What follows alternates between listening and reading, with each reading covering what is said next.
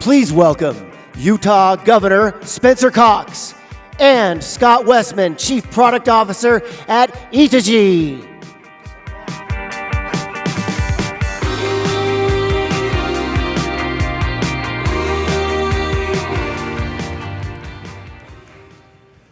Governor Cox, welcome. Thank you, Scott. It's great to be with you. It's great to see everyone. I've been looking forward to this for a long time. Well, congratulations on your second term, and you're off to a running start. Thank you. Yeah. It's been an interesting 4 years. Last year was interesting, but we're so excited about term two getting inaugurated last week, and yeah, life is just back to running full speed ahead. Amazing. You just submitted or just came out with your agenda for the upcoming term. Tell us about the agenda. What is your focus there? Yeah, so as we were preparing for a second term, we sat down with our teams, a lot of external stakeholders, some of the smartest people in the world, getting feedback about where are we as a state and where should we be headed. And we really came together on a plan. The title of it is Built Here. And we'll talk more about that, but really focusing on three different areas: people, place, and prosperity. And trying to understand, again, what are the strengths of Utah? What are some of our weaknesses? Where can we do better? Focusing on people, making sure that we're caring about our most vulnerable, taking care of those, that we're lifting people out of poverty.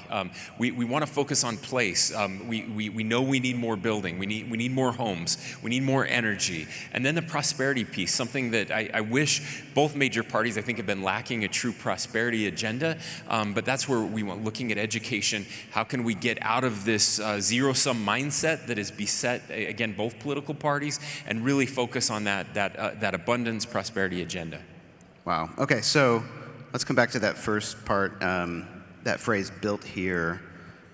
What does that mean to you? And I mean, has Utah not been building? Or like, where are we on building? And I don't know if there's a contrast between the history of building here versus current day. I mean, where are we?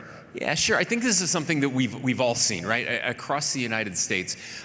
Fortunately, Utah is an outlier in so many good ways. We are still builders. We have a builder's mindset. That's what we're here celebrating with Silicon Slopes, kind of this entrepreneurial mindset that has been so important. But look, you've all seen the articles and the memes about how we used to be builders in this country. Things like the big projects, infrastructure projects like the Hoover Dam. Famously, the Empire State Building was built in like 13 months. And yet we just got a transmission line approved across the state of Utah for energy deployment. And it took 15 years just to get approvals from the federal government and stakeholders to before they could even start building the transmission line. That's insane. And again, no modern society can long live if you can't actually build the things that we need to build as a society. Again, Utah has been an outlier. We've been better at it than others in the past, but we're seeing some of that still happening here. And so it is about physically building. It's about building homes, right? We know we need more supply of homes. It's about building energy. We built these energy production plants in the 60s and 70s across the United States. In about a 10-year period, we built about 130 nuclear plants. And we built like 3 since then, right? We did that in 10 years, and now it takes at least 10 years to get approval to actually build one of those facilities. But it's also about building institutions, it's about building families, it's about building communities, it's about all of those things that will help us continue to prosper and succeed in the future. So you've mentioned housing and energy. You've done this in the past as well, talking about those. Why the urgency today on housing? Why the urgency on energy?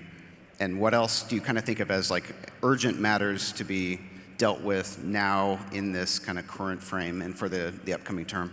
Sure. So we've talked a lot as a country about inflation. We just had an election where inflation, I think, played a major role in people's deciding. We saw a shift rightward. I think it was a healthy shift, something that we needed as a country. But at the heart of inflation, yes, you can look at grocery prices and all of the things that we purchase every day, right? But housing is the most important of those. And especially, I mean, it's happening everywhere, not just in the United States even, but lots of countries. Canada, housing is an issue. The UK, housing is an issue. But in places that have had more success, where the economy's been better, like Utah and the Intermountain West, we've seen housing prices increase at an unsustainable rate. And it's harder and harder for young people, not just young people, but old people, anybody, to buy a home. This is pure economics 101. It is supply and demand. When demand is high, supply is low, prices go up. So we can either decrease demand, which is what the Fed is doing by raising interest rates, which isn't really decreasing demand, it's artificial demand destruction, or we can build more houses. And so that's part of it. Energy, the same thing. We have an energy crisis in our country. We kind of knew it was coming. We knew that energy consumption was going to increase, but something changed over the past year that really nobody saw coming. And I mean, maybe some people saw it, but they certainly weren't talking to governors about it. It was about June when I started talking to other governors about it. It was one of the first ones. Governor Doug Burgum was another one, soon to be the Secretary of the Interior. And we saw AI and the need for AI data centers. We had some data centers approach us here in Utah saying we need 1.4 gigawatts of power. And I said, wait, gigawatts? 1.4 gigawatts of power? You realize that the entire state of Utah runs on 4 gigawatts of power. The entire state, everything. And you need more than 25% of that just for one campus. And we had multiples of these approaching us. And so that is unsustainable. Now, whether AI is the best thing ever or the worst thing ever, somebody else can decide that. But there is an AI arms race happening right now. We are in an arms race against China, against Russia, against others. It is going to happen. It is going to be built here. And here's the thing. Even if it's not built in Utah, it's going to be built somewhere. I was talking to the governor of Mississippi. He said, hey, we've got one coming in. I was able to free up a gigawatt of power with an old nuclear facility. I said, that's great. What was happening to that gigawatt of power before you decided to sell it to this AI company? I said, well, we were selling it on the open market. Okay, so you just took a gigawatt of power off the open market, which means that all of our power bills are going to go up because of that. And so, again, we stopped building power plants in this country in meaningful ways. We have the technology capability to do these things. We've just gotten very stupid about it, and it's time we stop being dumb and actually start, again, unleashing the potential of building in our country and in the state of Utah. So you signed an executive order just recently on permitting, and permitting kind of covers a variety of different initiatives or areas of building. Do you want us to talk about a little bit that executive order and why permitting? Why does permitting matter in this equation? Yeah, so again, we've been fortunate in Utah to lead the nation when it comes to permitting. So the idea is if you want to build something, you got to get government permits, clean air permits, local building permits, all of those different things. How can we do that faster? How can we add more assurance to the, look, one of the things that the kind of radical environmental movement learned was that you can stop building without saying no. You just take a long time to do it. And as I talk to people who do this kind of work, the best answer is yes. The second best answer is no. The worst answer is maybe someday we'll see. Because you just can't, capital is a coward. Capital is not going to invest in a place where there isn't some sort of assurance that it can actually be implemented and used.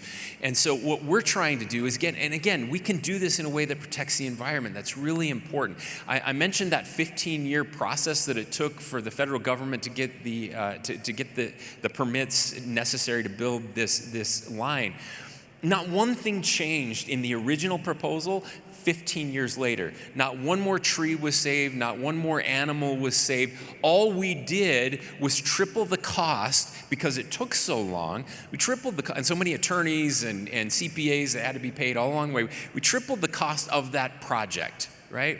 And so now, if they're able to build the project at all, it's going to cost 3 times more than it originally would have cost, which means all of us are going to pay more for that thing.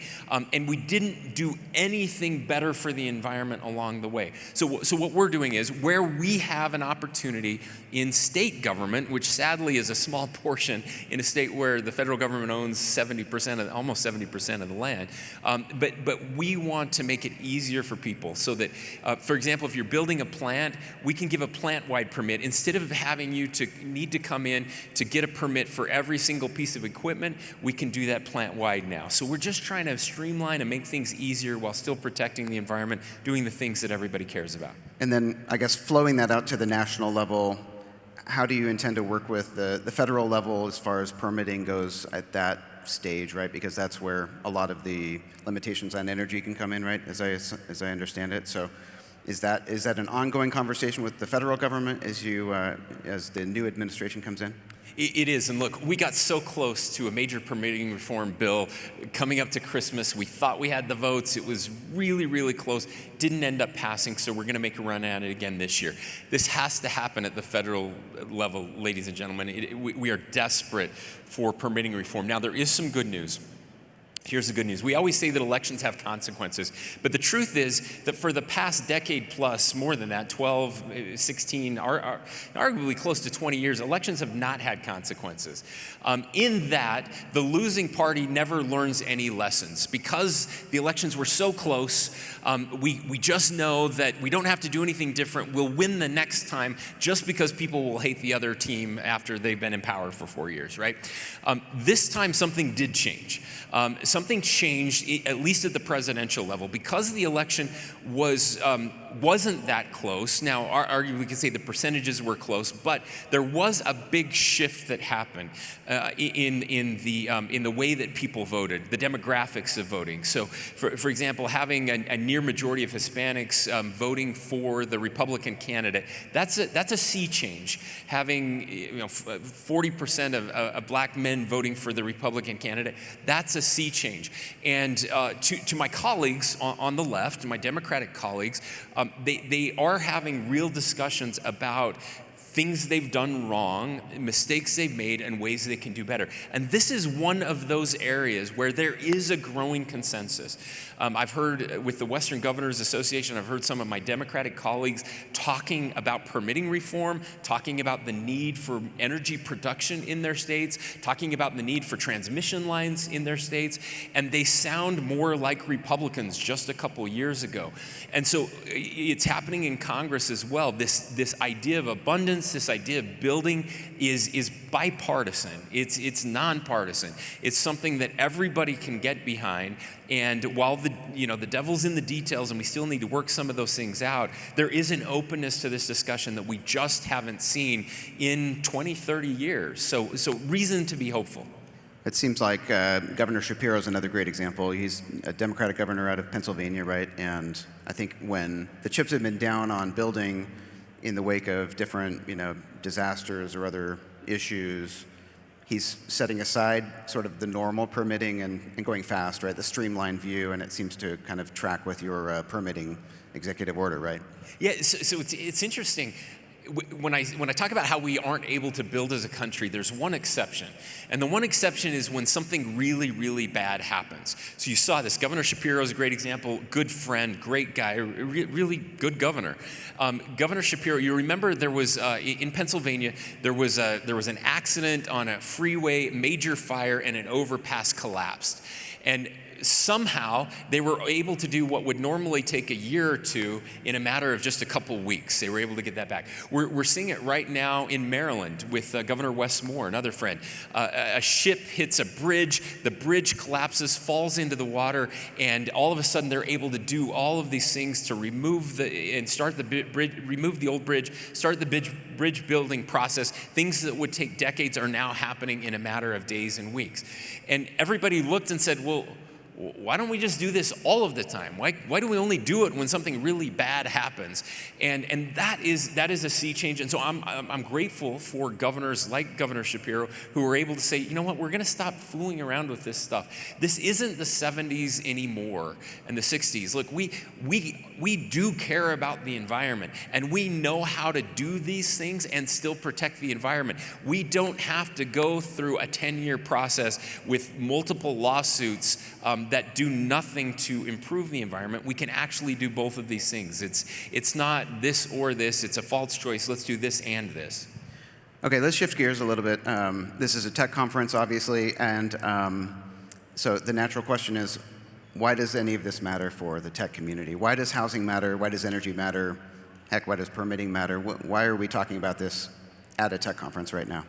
Well, look, it's all related. And what I would say is the one area where we are really good at building is in the tech world. We're leading the world still in this space, and Utah, Silicon Slopes, perfect example of how that's happened. So many great ideas are happening in the virtual world, in the tech world. We're not as good at building, things in the real world, but in the virtual world, we're much better at it. And yet, again, if you want prosperity, if you want energy for these data centers, for the AI centers of the future that are so important to this industry, if you want a workforce, right? People need a place to live, and they need to be able to afford to live there. One of the reasons that Silicon Slopes happened was because Silicon Valley became unattainable for far too many people. That was not the lifestyle they wanted. It was too expensive, and so they found other places like Utah where we could grow this ecosystem, and we want to keep that advantage. And there's no reason we can't. It is a choice. It will always be a choice, and so it's all related. If we want to have prosperity in the tech world, we need prosperity in the other phases of the world too, and in other industries.